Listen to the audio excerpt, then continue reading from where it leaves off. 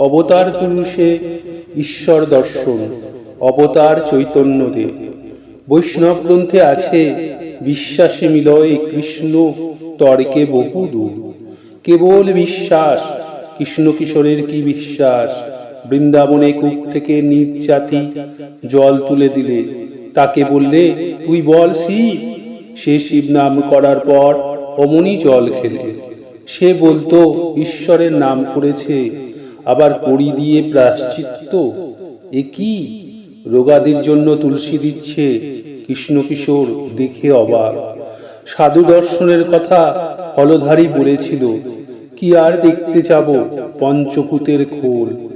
কৃষ্ণ কিশোর রাগ করে বললে, এমন কথা হলধারী বলেছে, সাধুর চিন্ময় দেহ জানে না।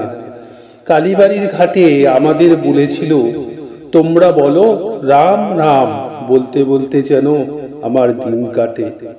আমি কৃষ্ণ কিশোরের বাড়ি যাই, যেতাম, আমাকে দেখে নিত্য। রামচন্দ্র লক্ষ্মণকে বলেছিলেন, ভাই, যেখানে দেখবে উজ্জীতা ভক্তি, সেইখানেই জানবে আমি আছি।